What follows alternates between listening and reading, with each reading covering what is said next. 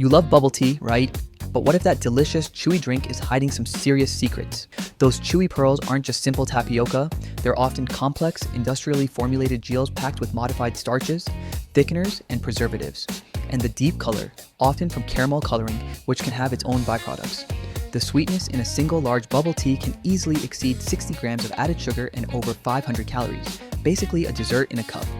What's more concerning are reports of certain boba pearls containing traces of heavy metals like lead, linked to the cassava plant's growth environment.